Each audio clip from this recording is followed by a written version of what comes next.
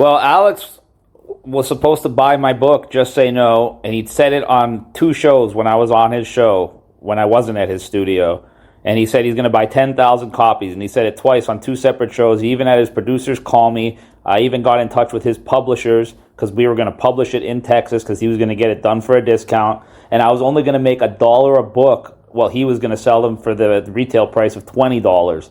So he was going to make a lot of money off of these books, like $20 almost on 10,000 books, you do the math. And I was going to make $1 off each book just so I can get my books out there. And after talking about it on 2 separate shows, after getting his producers to contact me, after getting in touch with his publishers, all of a sudden it never happened. And then when I went down to his studio, first they said they were going to pay for my hotel and everything and blah, blah, blah. When I got there, they hadn't paid for my hotel. I had to pay for it myself. They had just booked me the room but didn't pay for it. And when I told them that, they promised to have me reimbursed, which they didn't. Then he had me come to his studio. He didn't tell me what he wanted me there for. And when I got to the studio, he asked me if I would do the show with him. And I'm like, oh, yeah, I'd love to. He didn't even come into the waiting room to talk to me. Meanwhile, whenever we did a show online, when we were on commercial break, we would shoot the shit and talk to each other like until the second we came back to the show. Meanwhile, when I actually go to meet him in person for the first time, he leaves me in the waiting room for half an hour and doesn't even come say hi. And then when we go to do the show, he tells me right before we start, oh, by the way, I just started smoking again, so during the commercial breaks, I'm going to be outside smoking to make sure we'd have no chance to talk about anything except doing the show. And so then he puts me on the show, he puts all the articles and stuff that he wants to discuss in front of me. We do the show for an hour, and then he looks at me, he's like, you know what, I actually got to leave now. He's like, but if you want, you can do your own show for another hour. You can be the host without a guest and just do your show, and we'll see how you do. So I had no chance to prepare, nothing really to talk about, but I did the show myself for an hour. Then he had his people ask me if I would go do the show with Owen Schroyer, War Room, so I did that show. Then they asked me to come back the next day and do the show with Harrison, American Journal. And that night, I was supposed to accept an award from Alex at the American Liberty Awards, where I was the only Canadian nominated, and Alex didn't even show up to the award show. I had to accept the award from his son. So that's how much he gave a shit.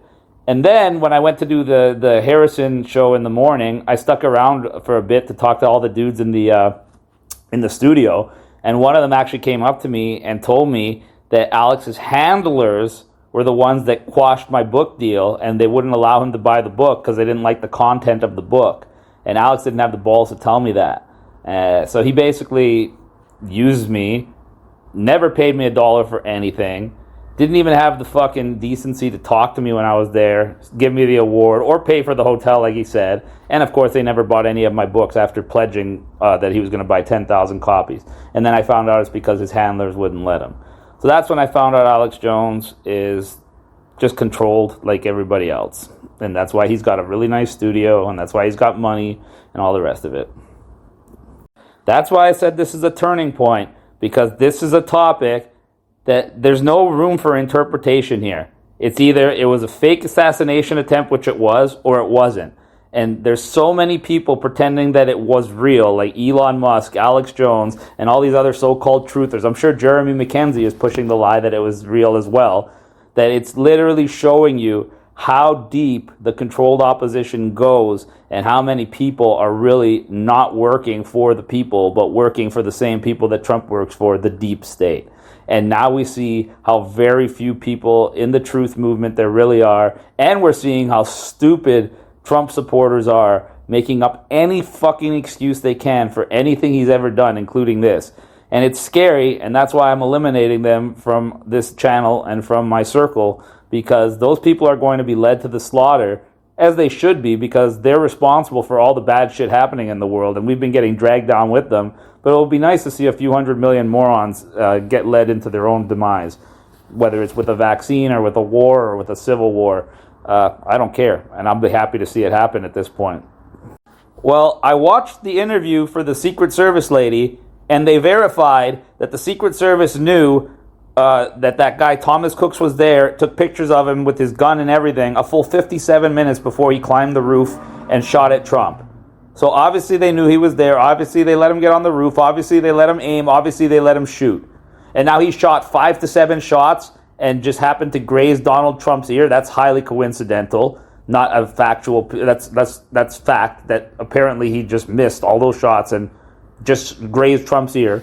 The number one fact of evidence in any crime is who benefits, and Trump benefited greatly financially, endorsements, support, and elevated status to the point where he's now this godlike savior of America, and people will follow him to their deaths. Then we have the fact that his ear would have been bleeding quite profusely if he really got shot. And in all the pictures and all the videos, you just see a little bit of blood at the top of his ear and like a one streak of blood on his face. In reality, if someone gets shot in the ear, they'd be bleeding all down their ear, all down their neck, all over their collar, all over their shirt. And they'd be grabbing it and trying to stop the bleeding, not fist pumping a fucking a preordained picture with an American flag in the background surrounded by Secret Service. A complete pre-planned photo op that if you watch the video, Trump even tells them, wait, so he can take the photo before they take him off stage. Someone that just got shot in the fucking head is not going to tell his Secret Service to wait before getting him to safety so he can take a picture. He's going to want to get the fuck out of there because they always assume that there's even more than one shooter. That's another fact. The final fact that makes it even more ridiculous is that his doctor has already gone on the record and said when his ear heals, you're not going to be able to tell that it was ever shot. Oh, really? So somehow an 80-year-old man can get a chunk of his ear blown off, but it just heals to the point where you never could tell? Do you actually believe that someone can get shot with a gun on any part of their body and not have some type of scar or mark where they got shot? Like, it's not fucking rocket science. Finally, all the people know that the media lies. That's a fact. We know that for a fact. We also know for a fact that politicians lie. And now, the only evidence they have to go on is what they're being told by the media and the politicians, and all of a sudden they believe it. This is a turning point in society because it's exposing a lot of the so-called truthers like Alex Jones and others who are pushing the mainstream media narrative. Anytime somebody agrees with the mainstream media, more than likely, they're fake and they're lying, just like the media always lies. It's really not that hard to understand. When the so-called alternative media and so-called truther movement are in lockstep with the mainstream media and what politicians tell you, then you know they're full of shit. Because what do we know about the mainstream media and politicians? They lie more than any other source of information on planet Earth. And now all of a sudden, they're telling the truth. Right.